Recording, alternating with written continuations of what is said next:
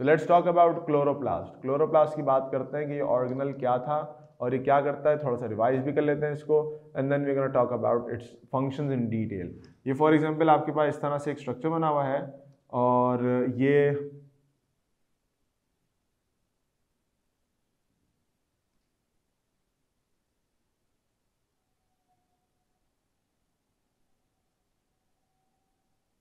आपके पास एक क्लोरोप्लास्ट का डबल मेम्ब्रेन स्ट्रक्चर है।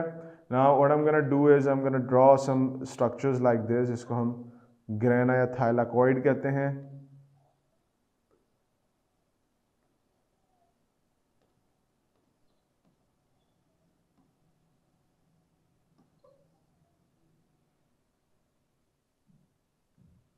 ये आपके पास मेम्ब्रेन है, मेम्ब्रेन है।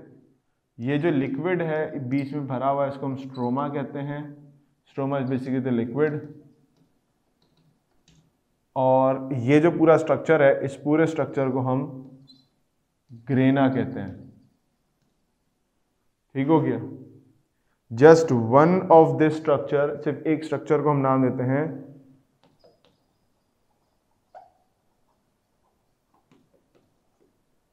थाइलाकॉइड। और जो ये बीच का पोर्शन है, इस बीच के पोर्शन को हम कहते हैं इंटरग्रेना या इंटरग्रेना लैमिली भी कह देते हैं इसे, इंटरग्रेना लैमिली ना। ये पूरा क्लोरोप्लास्ट है जिसमें मुख्तलिफ चीज़ें मौजूद हैं, लिक्विड हैं, कुछ बीड लाइक स्ट्रक्चर्स मौजूद हैं और बीड लाइक स्ट्रक्चर्स आपके पास फोटोसिंथेसिस का काम करते हैं। अब ये होगा ग्रेना, इसका एक हो गया थाइलाकॉइड, इसके बीच के जो स्ट्रक्चर है तो दो ग्रेना के दरमियान में, तो इसको हम इंटरग्रेना भी कहते हैं या इंटरग्रेनल साइड भी कहते हैं, इंटरग्रेनल लैमिली भी कह देते हैं। इट डजंट मैटर, से कोई ऐसा खास फर्क हमें पड़ता नहीं है। अब देखो हमारे पास होता क्या मामला है।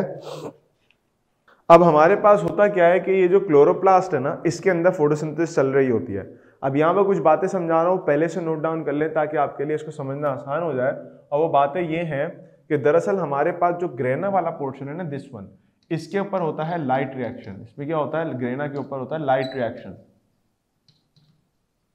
और स्ट्रोमा के अंदर हमारे पास होता है जो डार्क रिएक्शन है, वो डार्क रिएक्शन या कार्बन फिक्सेशन रिएक्शन, ये स्ट्रोमा के अंदर होता है ना। ये दो चीजें हमें याद रखनी है, ये चीजें दोनों भूलनी नहीं है।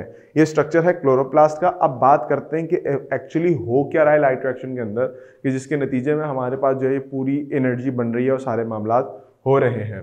बहुत सिंपल अंदाज में समझाऊंगा आपको